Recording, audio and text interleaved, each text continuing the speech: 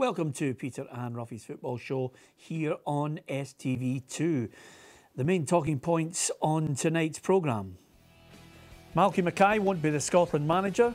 Scotland's players are optimistic about the future. The decision on Hampden is due in the next month.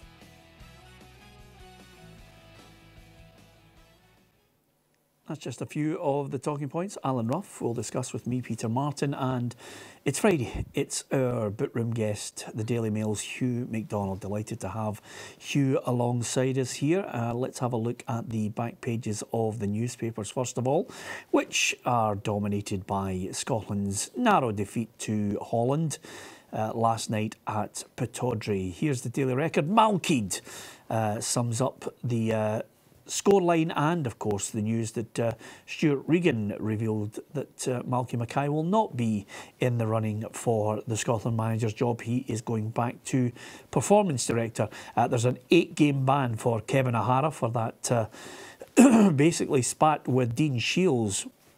We'll talk about that a little later on. And up at the top there, staggering. That's another topic we'll be discussing. Northern Ireland's defeat to Switzerland. The Sun. Both sub-editors seem to be working off the same thought process. Malky again, and again there, that reference to Kevin O'Hara with the jibe towards Dean Shiels about having only one eye. And the Mail, and you can see clearly the shot there from Shaqiri hitting the back of the Northern Ireland player, and the referee pointed to the spot. And Malky Mackay there, it says, I didn't know Regan had ruled me out of the job as Scotland manager. So, and the Courier, Mackay so proud of brave young Scots is the main headline there. So many new players in there with a chance to impress for the long-term future of the country. And fingers crossed that's how it all works out. Okay, let's deal with, first of all, the revelation from the papers there that Malky Mackay didn't actually know he was ruled out of the Scotland job. Stuart Regan mentioned it last night, so suddenly we can score him off the list. Someone else is getting it. Yeah, and it's like one of these Agatha Christie novels. Then there was one, that's another one of Davy Moyes, who was on the fringes of it. I never thought Davy Moyes was a realistic contender anyway, but now he's not a contender at all. So the process goes on. The good thing for the SFA's point of view is that they have a long time in football terms to come up with something here.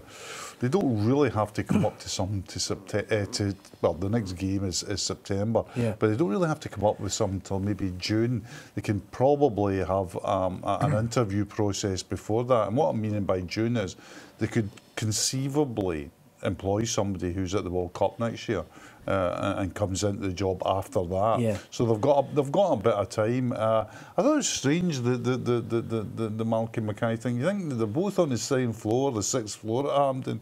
So you think that the lines of communication would be pretty clear on this, wouldn't you? You would think, but communication seems to be a big problem with many an organisation. All I would suggest on this one is probably Malky probably thought in the background, you know, they might be looking at him. They might have thought that, and then quickly it had to be snubbed out. And again, you know, I think you're absolutely right, Hugh. I think we can wait till the summer and possibly beyond to get the right man. But who that right man is, I'm not quite sure. I don't have a name at the forefront of my mind.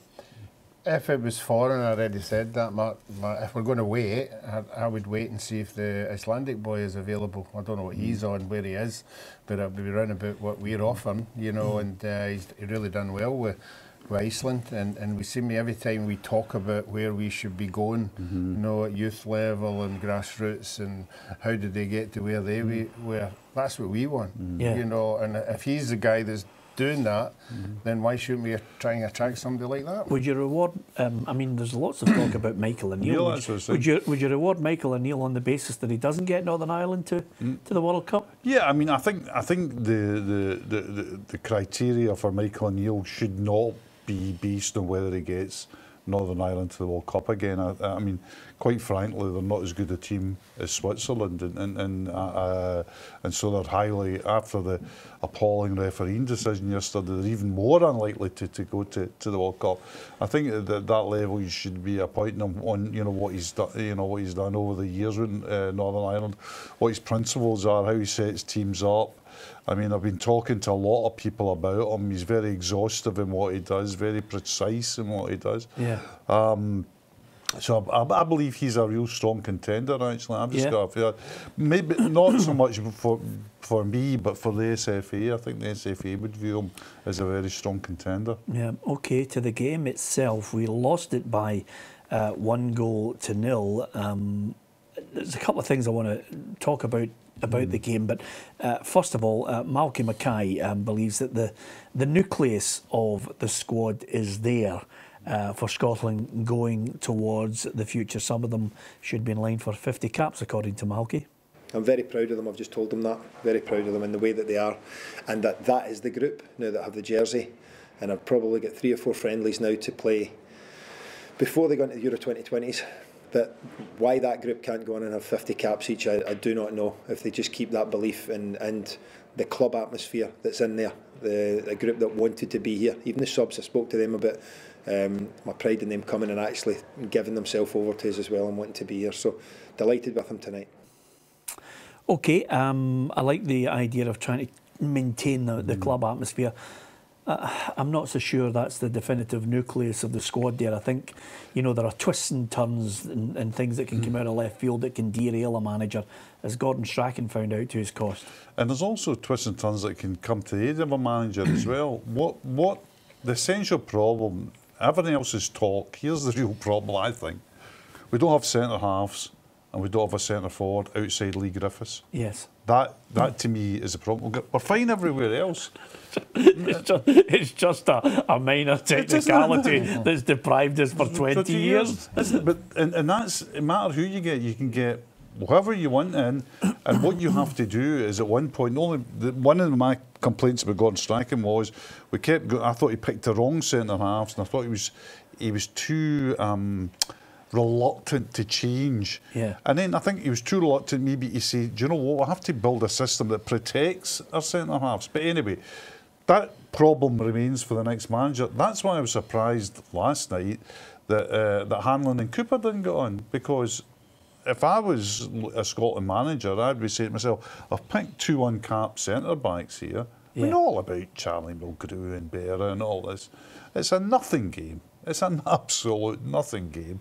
Let's have a look and see if Hanlon and Cooper can cut it at this level. Yep. Now, the original thing is, a lot of people in Scottish football say to you, well, maybe, I don't know if Hanlon can. Yeah. There's a lot of good people in Scottish football whose opinions I really respect, who think, yes, he could step up to that level. Yeah. He would be a better player. So you still agree with me that the problem, even when Gordon Strachan is centre-halves... It's always been centre-halves. Yeah, and I listen, I was listening to a few other pundits elsewhere talking about genetics again and belting Gordon Strachan over the head. I'm sure when eventually somebody gets Gordon Strachan down, he'll explain to them the genetics. The genetics are we don't have 2 tall centre-halves. That's it in a nutshell. Well, we had tall enough centre-halves, they just weren't good enough. Well, that's another part of it, isn't it? I mean, that is it. And if I hear one more player come out and say, well, technically they were better than us, honestly, I nearly fell off the chair. I mean, honestly, technically they're better than us. Is that our get-out clause? Go and get technically better. Well, that's the thing you can improve. I actually think technically a lot of I mean, I think McGregor, for example, and Christie are technically as good as you're going to get. They're top class technically. Yep. So I think you're right. I think it's a get out. But what the Scotland manager coming in has got the same problems as the Scotland manager who's just went out. He's got to find a couple of centre halves. He's got to find a backup to Griffiths. I think there's great signs elsewhere. Yeah. This is Malky Mackay on the attitude of the squad he assembled.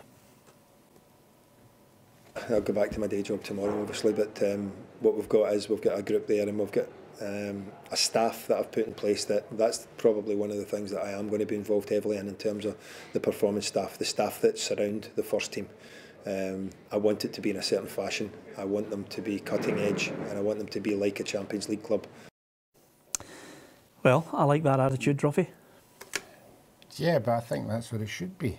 You know, I mean, it's not rocket science. Yeah. No, you What do you turn mean up. that's what it should be? You turn up. If that was what it should be, the Dutch should be at the World Cup. It doesn't always happen. You turn up as a squad of 22, and if you've got the same 22, you all get to know each other, you become pally, you do things together. I mean, it's not as if it's a new thing that's happened. Yeah, it's great to have that kind of...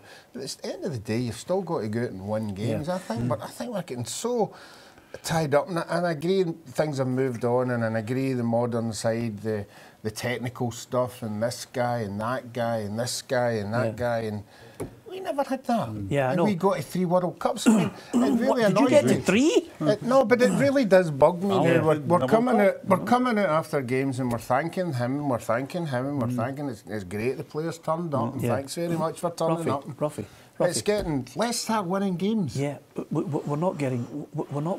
You know, he's trying to be positive. We're trying to sift through the positivity and derail it and just do what you've just said. It's basically analyse how we win games and whether we'll win it with the bunch that he picked. We'll have a quick break and then we'll hear from some of the players that could be Scotland players of the future.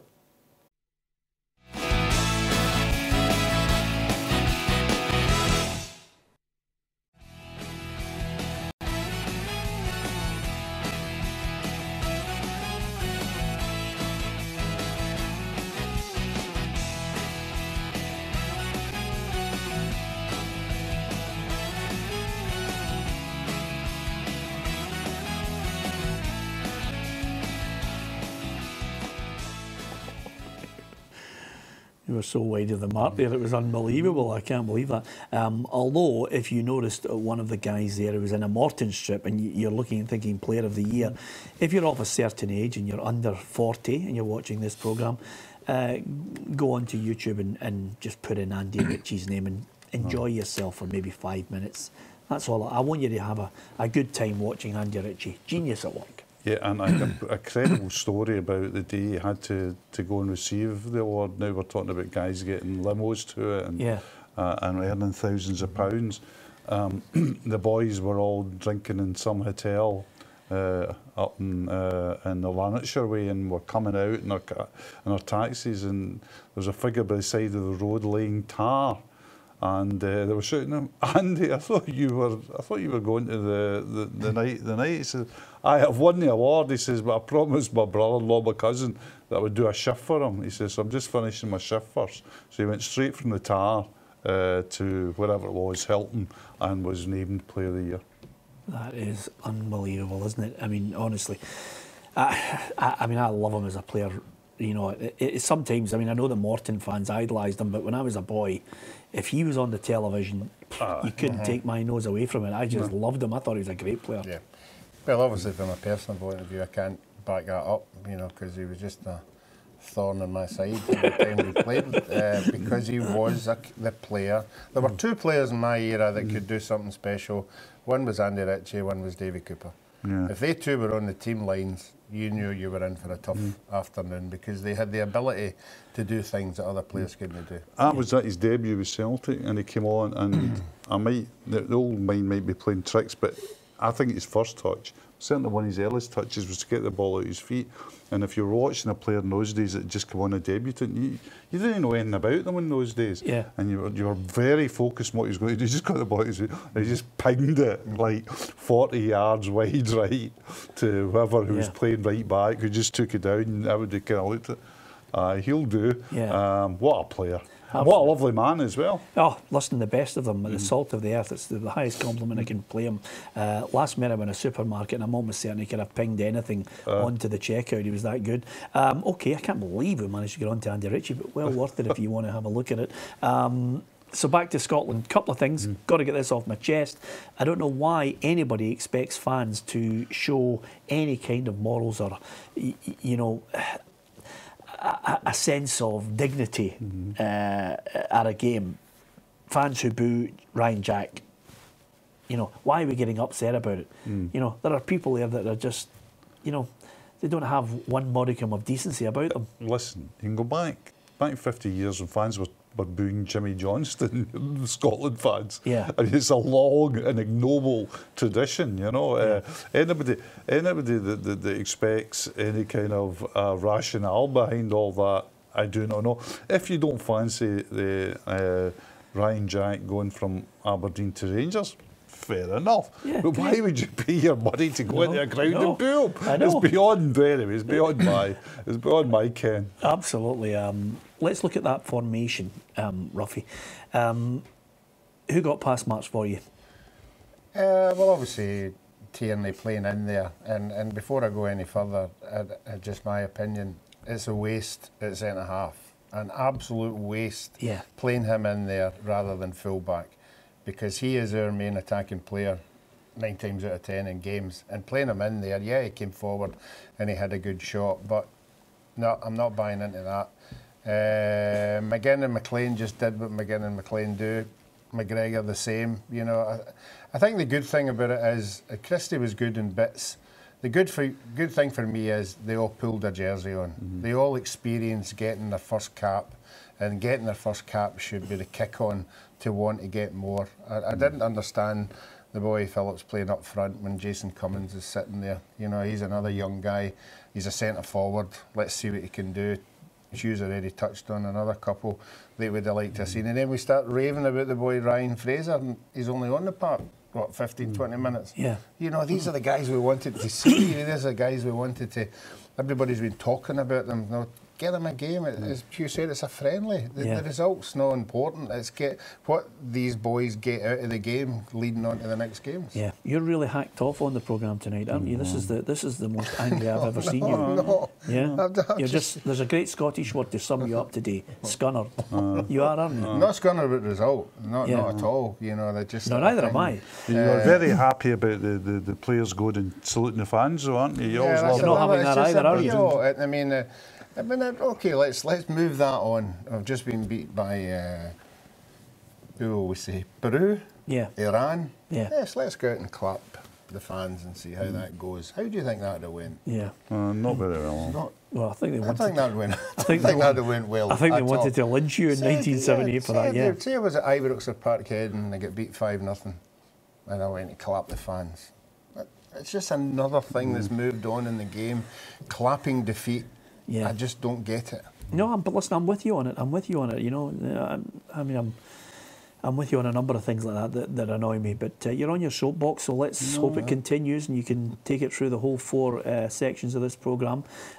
Listen, there was good news. Kieran Tierney, I agree with you, should be left back, but that's for the new manager to decide. But for the youngster, he was absolutely delighted and honoured to be named captain. Yeah, it was an incredible feeling when the gaffer told me he was going to make me captain. I was surprised, so young, but it's great faith he showed in me and I really appreciate that. I thought we'd done well. I thought we actually had the better chances, we created a lot of chances. We stuck to a game plan, we've done well, and on an all night we could have scored a few goals. Yep, great honour for the young man. What a year it's been for him. Outstanding. One of the interesting things about it as well was I saw today that he's come out and he's thanked Ronnie Dyler.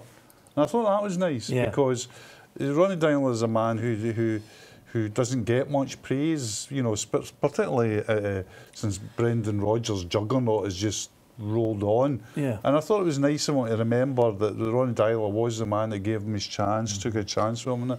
But I thought I spoke to Tierney. Any time I've ever spoken to him, and I wouldn't pretend to know the young man, but any time you're in his company or around about him, he always gives off that feeling of very much down to earth, young, you know, just a nice kid. Well, he is. He's a class act. But that's what happens when you're from Lanarkshire, Hugh. It's as simple as that. Virgil van Dijk, former teammate, was also glowing in his praise of Tierney. Yeah, you know, he's been doing very well, and I think Celtic is, you know, very smart that they tied him down for the next couple of 6 years. But yeah, it's good to see him as a captain as well, and he's been doing very well. And I can remember the day he made his debut, the Dundee game away, and since then, obviously, he's been progressing every game, I think, and it's good to see. Yeah, nice little touch from Virgil van Dijk, and of course, he also commented on Celtic's unbeaten run, which not a lot of people are giving them credit for. I don't think people really understand how big of an achievement it is, and they should get all the credit for it as well. because it's not something that's that happen a lot. So I'm very happy for the club and for the fans, and also for the players, of course. And of course, Celtic will be happy if he gets his move to Liverpool, Hugh. Yeah, because there's, depending on who you read, there's certainly money coming, but we're not quite sure the precise amount. But there's certainly, and he's going to go for over 50 million. I mean, that's the bracket he's in. Yeah. I think it was interesting. I'm talking about the unbeaten record as well. I think there's a huge confusion about this, that people are saying downside, well, Celtic shouldn't get praised for beating Ross County and St Johnstone. Of course they shouldn't. But what the record is doing it 63 times. Yes. I mean, like, we do expect Celtic to beat St Johnstone, we do expect Celtic to beat Ross County, but we also expect Manchester United to beat Huddersfield. Yes. And they don't. Yeah. And they didn't. So that is what people are saying. It's the longevity of it. It's the fact that it's 100 years old and it's 63 games. And that's the point of it, not the opposition. Yeah, absolutely. Here's a boy that I think Aberdeen fans certainly love him. And I just wonder what the future holds for Ryan Christie. He was a young man well pleased at getting his first cap. I did feel good out there. You know, it didn't feel like too big a step up kind of thing. So, you know, that's every footballer in Scotland and Scottish wants to step up onto the international stage. That's the biggest step. You know, so to do that tonight, I was delighted, and you know, now I've got to push on and try and do it again. Are you a fan, Ruffy? Yeah, definitely. Definitely. I think he is definitely a player of the mould of who could get us back to where we are if we had another 4 Kieran Tierney's as well. You know, you would certainly look at the future with players like them. You know, and I think he's got. We all talk about a number 10, somebody with touch, somebody with vision, somebody. I think he's got it. You know, and I think he just needs to maybe, if he gets back to Celtic and Celtic have enough faith in him to play him, I think he could be a big player. Do you think Celtic will take him back and play him now? Well, it might not be this year, maybe next year, you know. But he's got to stay with whoever he is to get games. There's no point in going back to Celtic and no getting games because he needs to just keep building on what he's doing now. I think he's a tremendous talent as well. What I fear from him, but I also like Liam Henderson, you know. And Liam Henderson is more or less in the same boat. He's not getting his game midfield. It's a tight area to play in at Celtic Park. Yeah, absolutely. You need to wait for someone to drop out or have a complete dropout in form as well. And let's not forget, Stuart Armstrong's still going to be available for Scotland in the future, and Scott Brown possibly as well. OK, after the break, we'll hear from Kenny McLean. Then we'll look at Northern Ireland and talk about that decision from last night, which had me jumping up and down at the television.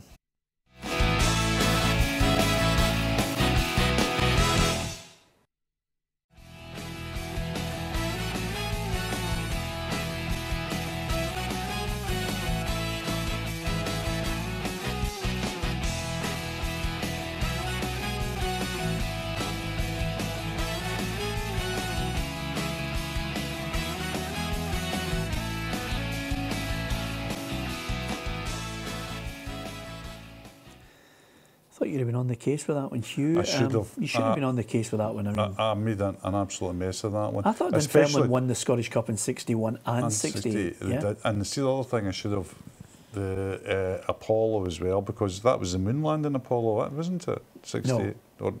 No. When was 69, I think. Was it? 69? Just before the end of the decade was what I think President Kennedy suggested. And Jumping Jack Flash was all, I know that was kind of later Stones in my era, you know, late 60s Stones rather than else. Yeah. I just messed that up completely. That's okay. Ruffy? Who was the first man who landed in the moon? Was he on that? Apollo 8? No. Okay. Keeping up to date. Who'd have thought we'd been talking about the moon with Ruffy? The moon. No, we're just going to give you a really good fact. Wow, fire away, Ruffy. If you get a really good fact. Neil Armstrong, the first man in the moon, hit a golf club with a golf ball on the moon and hit the ball. And a lot of people don't know what iron he used. Right, okay. If you're a golfer. Yeah. It was a 7-iron.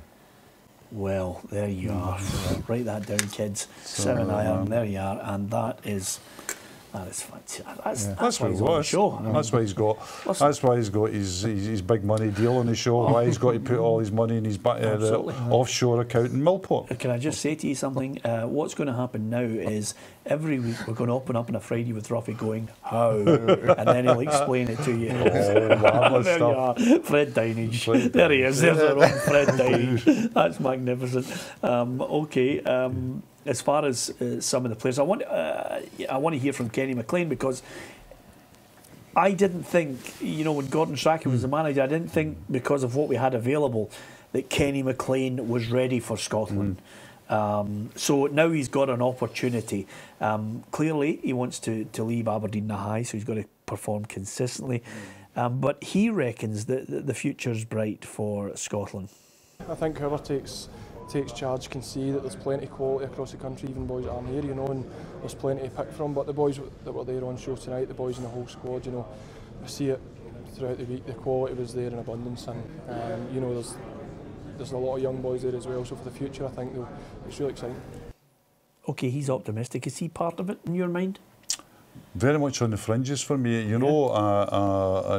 We've sparred many a time in this programme about Gordon Strachan and our different views about his selection.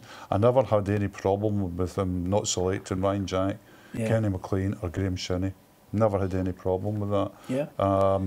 I thought. Did you not? Never. Even when you were working for the other side, that clearly want every Aberdeen player involved. No. I don't believe that the guys that are knocking down the door at all. Yeah. I really don't. And they're on the edges of it. They're in contention, but especially see the positions that these three guys are involved in as well. That's where we're really strong. Yeah. That's where that's where we've got strong players. Shinney plays left side. We've got Robertson and Tierney there. Jack was putting it right back yesterday. Yeah. I mean, McLean's playing in a midfield where we've got really decent players in midfield. Yeah. So no, I think I wish them well, and I hope they prove me wrong, and I hope they bash on. But they're very much on the periphery for me. Okay. Just before we talk about Northern Ireland and the game last night as well, because obviously there are World Cup qualifiers going on, playoffs that we wish we'd have been involved in. What about this Hampden thing? I mean, I was listening to Stuart Regan last night saying that a decision is going to be made within the next month. They're going to look at everything, weigh it all up. Some of the quotes he's saying we're exploring the pluses and minuses of leaving Hampden. He also is talking to they're talking to Rangers, Celtic, Scottish Rugby about switching internationals and cup finals. And he's complimented, the likes of Hearts, Hibs, Stadia as well, and of course Pittodrie last night. I'm sorry, Hugh. I think we're going down the wrong road, moving it to the clubs. There's another argument. Right. Well, I agree with you. I agree totally with that. I know Hampden isn't. We have as press people, we have maybe a dew-eyed look at Hampden, because our seating position's excellent and our viewing position's excellent. Yeah. And any time I've actually paid as a punter to go to Hampden, I seem to have been lucky and got a good seat. But other people tell me that there's certain areas which is very poor to see. But is that the bugbear with Hampden? I think we should address that. I think there's many political bugbears about it at the moment. I think the whole thing, I would love to know the inside story precisely what was going on there. Yeah. I mean, if you're listening to those Stuart Regan quotes, what do you get out of it? I get out of it that it's very strong, maybe I'm just overreacting, but I think this is very strong, the possibility of moving from Hampden, Well, what I get out of it is basically they're playing a bit of politics here. There's a power struggle going on, or a kind of a show of strength from the SFA towards Queen's Park, which is a whole separate programme. How they deal with it, who owns it, what happens afterwards, and whether there should be any real I'm trying to look for the right word on this. If there should be an understanding of Queen's Park's situation to accommodate them, you know, that's another debate. But what I do think, Ruffy, is the minute you start pandering to the big clubs and giving them the money, then we're going down a road where there are other arguments. This stadium can be rectified by spending a little bit more money on it to change the design of it. It doesn't take a rocket scientist. It takes a couple of good Scottish engineers to help them. Yeah, I would say so. I think we've all been in it. We've criticised it a lot, but we've all been in it in special nights against Italy, France, you know, and it's been a wonderful atmosphere. From a footballer's point of view, it's a national stadium. It's a stadium that 99% of our players don't get a chance to play in. Yeah. So it should be, you know, a road to Hampden, not a road to Murrayfield or a road to Parkhead or a road to Ibrox, because they play there. I can't believe they're even talking to rugby. I think that's a nonsense, Hugh. It's an absolute nonsense. But what they really need is, at one point, they need a get-out-of-jail card. They need a get-out-of-jail card where, if they say, for example, right, the Scottish Cup final is going to be every year in Glasgow, people immediately go, well, why should it be? It's all right when we had the National Stadium in Glasgow, but why should the Scottish Cup final? No, I get that. I get that. Well, that's what I'm saying. No, but don't even bother talking to them. This is one of those political manoeuvres at the moment, just to try and, you know, put a bit of pressure on, you know, Queen's Park, their board, whatever. You know, sit down, talk about it.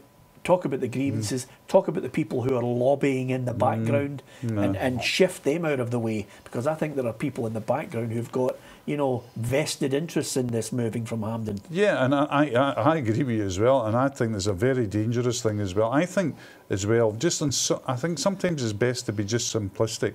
See, if football is our national sport, and it is, we should have a national stadium. It's that simple. And I think if you go down the other road, what you're going to end up in is going to be real problems down with, you know, cup finals, maybe switching between Celtic and Rangers, and then cup finals got to be decided in advance. You can't wait to who's in the cup final and say, right, we're playing it across the road, you know, bring your jerseys for goalposts. These things are going to be well in advance for policing, ticketing, security, everything. Yeah. And I just, nah, not for me. I'll tell you another thing that's going to happen, Ruffy, if they were to move, which I don't believe they will. You not? No, I don't believe they will. I think they are. I think they are putting themselves right behind the 8 ball for a heck of a lot of criticism. I think there will be a lot of people really nailing them to the wall on this one. I think this is a bit of posturing at the moment to eventually work out some kind of financial arrangement. But I think they are. I think they are going to get in. I think they're going to get into hot water when they suddenly say we're moving it about. And another thing about it as well is, you know, you only have to look at who England are playing in the next couple of friendlies. They're playing Germany, they're playing Brazil. They're picking the games that will fill the stadium.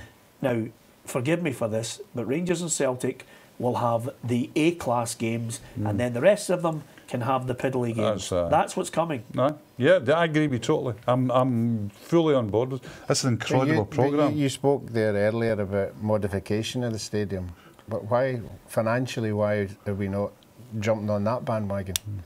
Well, listen, maybe jumped on it before. That's the first time he's opened his mouth about this whole.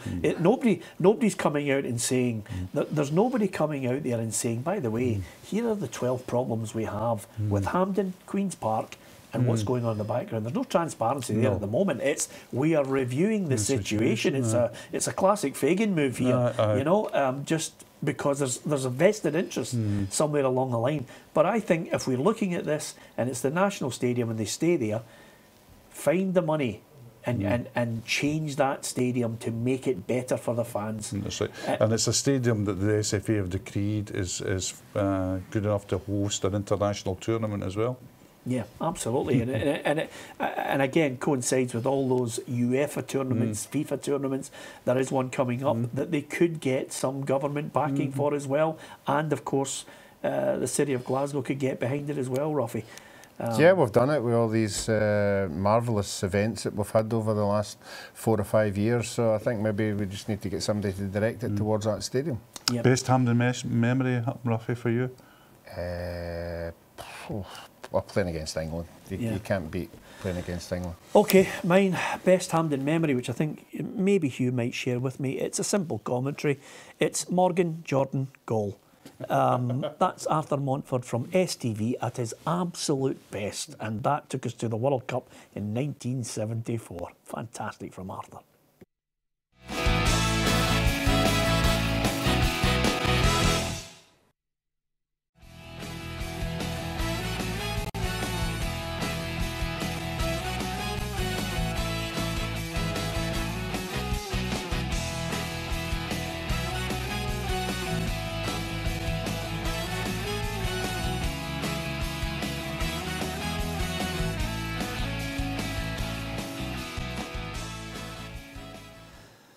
Going to take a victory today, Ruffy. You happy with that? It's the only victory I've got today, to be perfectly honest with you. Let's talk about Northern Ireland. It's painful, painful. I mean, I still think about it and just wince, Hugh, at the decision by the referee. I mean, we've got video technology coming in at major tournaments, and last night was a joke of a penalty. I mean, for me, it blows Northern Ireland right out of the World Cup, because I cannot see them beating a Swiss side who, I thought, listen, they deserved their win, but not by a penalty gifted by the ref. I thought it was an interesting performance by the referee in that he got two big decisions catastrophically wrong. The first decision he got wrong was in the first couple of minutes of the match, where he should have sent off the Switzerland defender for a last man tackle. Not because it was a last man tackle or goal scoring, just because it was reckless, it was dangerous, and it was nowhere near the ball. Now, I was sitting watching it with my son, I forgave the referee that by bringing it to your car. I said, maybe he's been sensible, maybe he's not seen it clearly enough, maybe he said to himself, I have to be 100% sure, because this is a match of such proportions that I can't take a chance. And so I forgave him that. But he turns that on his head with giving the penalty.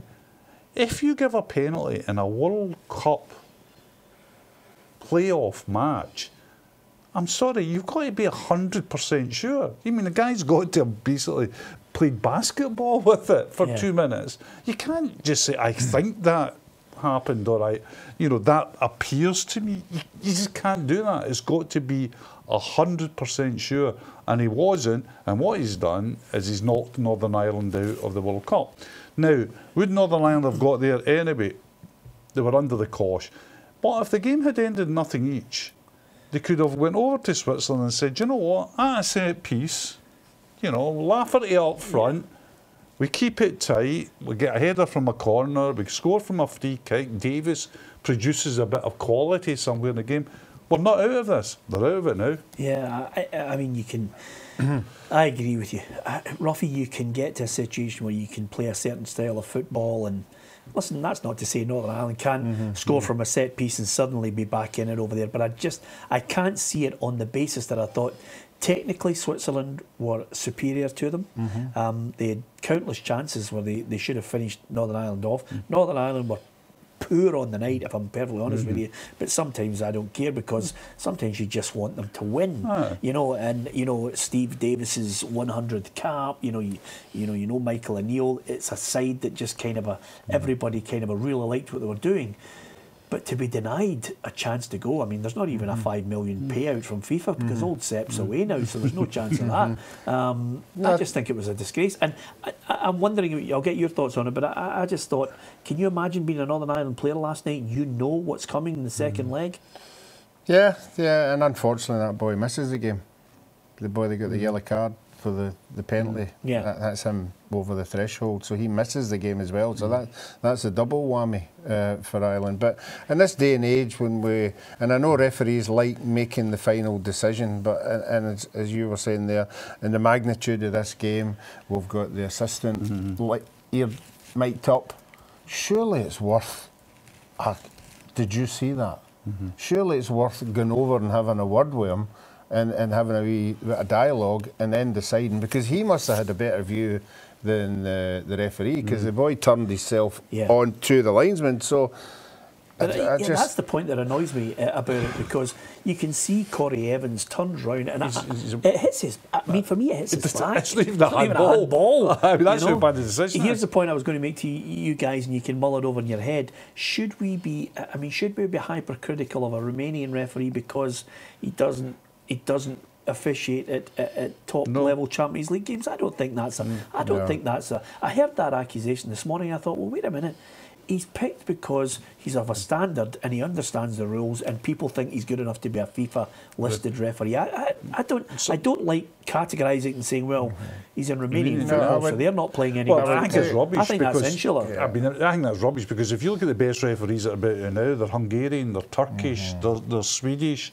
I mean, they're getting the big games. Funnily enough, there's a prospect of a huge prospect of no Scottish referees going to the World Cup, but a real strong prospect of no English referees going to the World Cup. Yeah. And they're a big footballing nation. No, you must judge the referee and how he referees a match. It'd be like saying, why should Hadji be at the World Cup?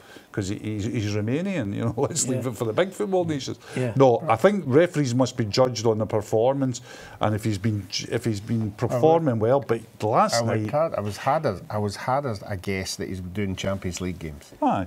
He'd been doing Europe and all these tournaments and that, so he's not going into the game. No, just in the. No, but I heard that this morning, Ruffy, and I thought to myself, you know, it's almost like sometimes, and we're guilty of it in Scotland sometimes. Well, if the player hasn't played in Britain, he can't be any good.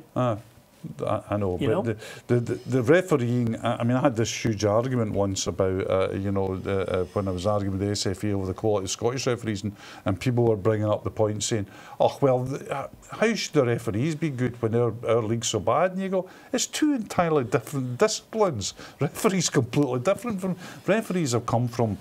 We've had really good Hungarian referees taking, European finals because they're good referees. Yeah, I have to say, I have tremendous sympathy for Michael O'Neill. Knowing me as you do, Ruffy, how he kept his calm, I'll never know. I'd have been going mental at the referee, and in the press conference afterwards, I would have let him have it. I mean, again, that's a sign of a good manager, somebody who can, speak to the players after the game, because that's what we'd had to have done. He'd had to went into the dressing room and consoled them and kept their head up, because there is another game and strange things can happen in football, so he has to keep them believing that they can do it. But you're right, to be thrown in front of a camera and a mic, he did very well not to ever go at anybody. And I hope you're right, Hugh. I hope there's a set piece, something that gets Northern Ireland back into it. Just before we finish, a couple of points I want to get your thoughts on, guys. Steve McLaren has apparently thrown his hat into the ring for the Rangers job. There are certain names that I'm scoring off just because, quite simply, I don't think Rangers have got the money to not only recruit certain managers, but finance their ambitions. Exactly. Is that fair? I think that's bang on.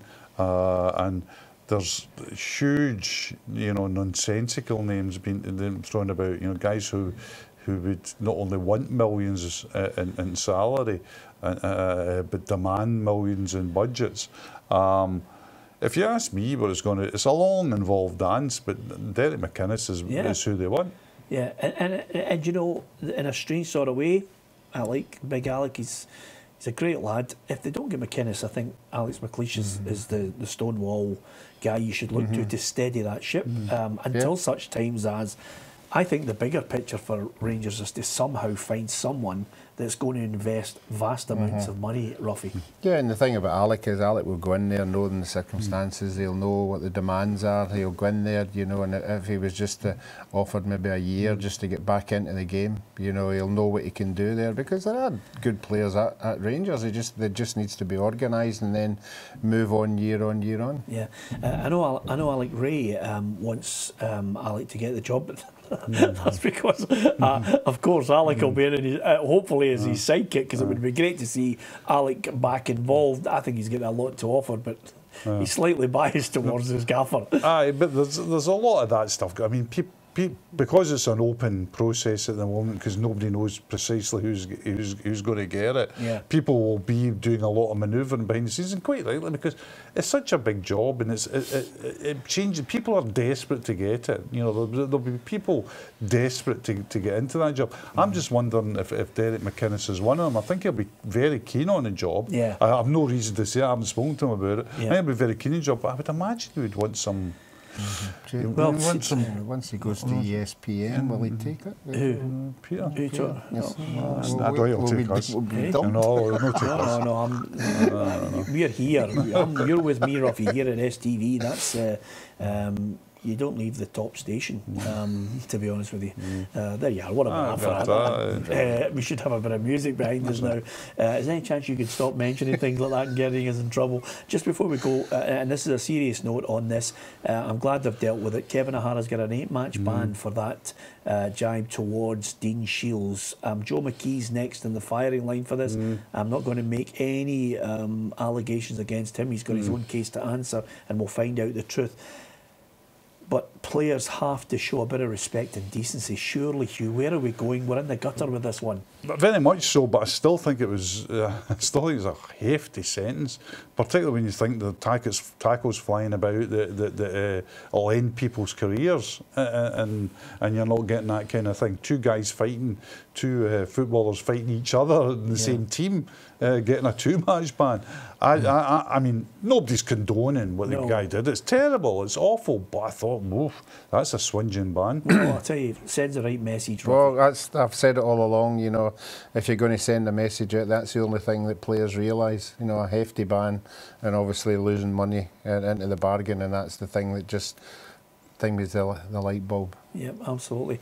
OK, let's hope we do have a bright and optimistic future for Scotland. Good that Malky got a few of them in there. It certainly got us talking on the programme. You can give us your views as well. No programme tomorrow because there's no domestic football in the Premiership and Championship. You can join us on Monday at 7:30. Thanks for watching.